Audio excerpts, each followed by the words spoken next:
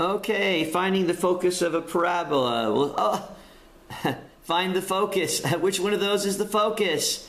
I drove a Ford Focus. I had a two-door. This one's a white four-door. All right. Anyway, that's the focus. But that's not the focus of a parabola. That's just a Ford Focus.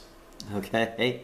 So what we're going to do is find the focus of a parabola. Given an equation, y equals negative 1/2 squared at negative 1/2 x squared minus x plus 1/2. Ooh. Well, the first thing I kind of need to do is this. I kind of need to almost complete the square. So I don't know if you remember completing the square. What you want to do is this. You need to separate the x's. So I'm going to kind of do this here. I'm going to, in a sense, factor out a negative 2 times the whole thing here. Or actually multiply everything by negative 2. If I multiply everything by negative 2, including the left side and the right side, guess what's going to happen to my fractions here? They're going to go away. So I want to undo and get just an x squared by itself. That's what I have to do first. So to do that, I need to multiply by the reciprocal here to get rid of that fraction. That's why it's negative 2. So I multiply everything by negative 2. That will cancel. Negative 2 times negative x makes positive 2x. And negative 2 times that makes a negative 1. Negative 2 times 1/2 is negative 1. Now what I'm going to do is this. I'm going to actually complete the square here. Or move the 1 over. Because I need to get this part here where I can complete the square. I'm going to move this 1 over. And now I'm going to look at this here. I have an x squared by itself plus 2x. And how do you complete the square? You look at that term and divide it by 2. That's the number right there. I divide it by 2, which makes 1. But then to complete the square, that means I take that number and I square it. Well, what's 1 squared?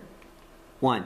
So now I'm going to add 1 to each side. I'm going to add that 1 to each side that I found right there so I can complete the square, because by completing the square, I'm making this where I can factor it. And it's going to factor to x, either whatever I have there, which is a positive 1. So I have x plus 1 when I square it. Oh no, I did add the 1s right there. Add 1, 2. So that's going to make that x plus 1 squared. And what is common to both of those? Actually, I need the y to be positive, so I'm going to factor out a negative 2. So think about it. Hey, right there, hey, that's a form right there of our equation. Negative 2, that's our y minus k, equals the x plus 1 squared. Now remember this.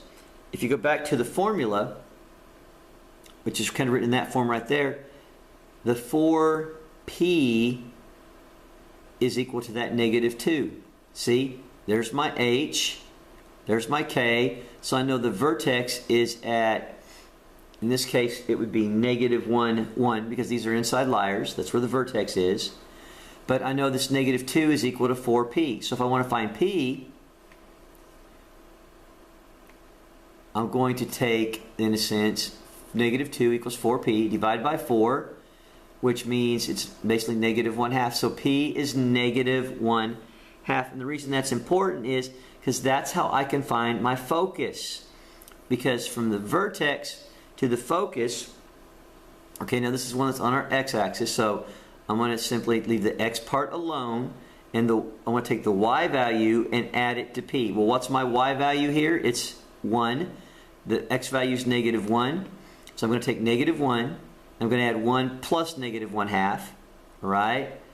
Which, when I add plus negative 1/2, basically makes it 1/2, because that's what minus. So the focus is at negative 1 and 1/2. That's how I found the focus.